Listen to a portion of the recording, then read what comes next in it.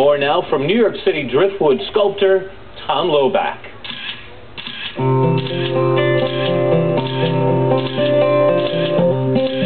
Sometimes I've done some real nice work. I've taken a lot of photographs.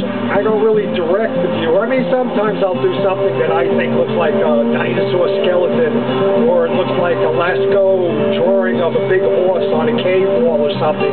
The viewer is reading stuff in from his own imagination. He's writing his own story about the pieces. Occasionally someone will tell me this. I find it fascinating to hear what they're seeing because I have no idea how they're perceiving the pieces. A woman mentioned to me just earlier in the week that she saw me working on a piece, and she said, well, the cross is mine.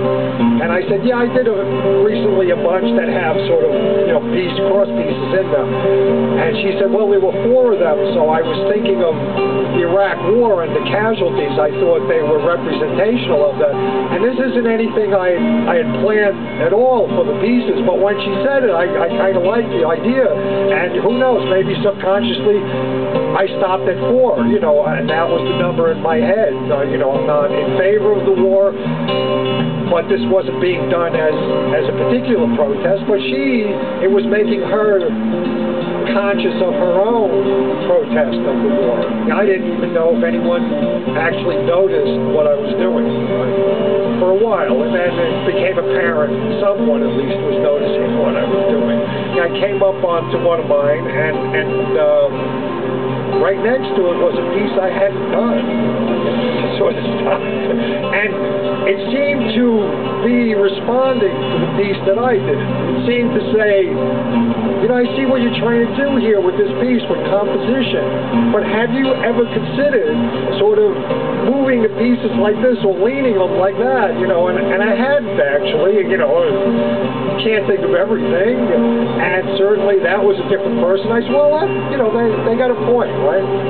So then I walked a little further, and I sort of left it at that. I came up on another piece, and right next to that piece was another piece that I hadn't done, and this one was sort of saying, I like your use of form here, but if you use bigger pieces and smaller pieces together, you could get a broader range of expression.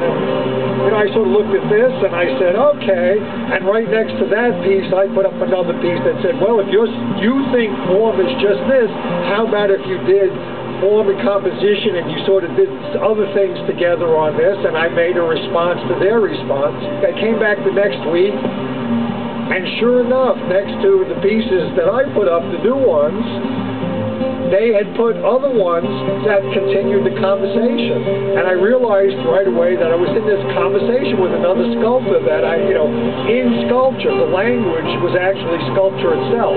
It's been written up a couple of times in the New York Times, and it got pretty crowded out here on the riverbank after the television shows and the Times article ran. A lot of people started sculpting. I mean, the northern part of the riverbank there, the north end, was as filled as any gallery on 57th Street with sculpture. Every 10 feet there was another piece of sculpture in June and July last year. It was getting a little much. And then the Parks Department came along and wiped everything out one day.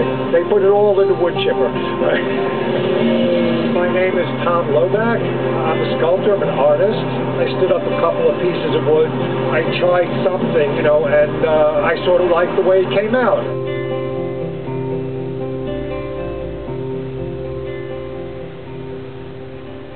And for more on Tom Loback and his work, log on to abcnews.com. That's Nature's Edge for today. I'm David Puente in New York. Thank you very much for watching.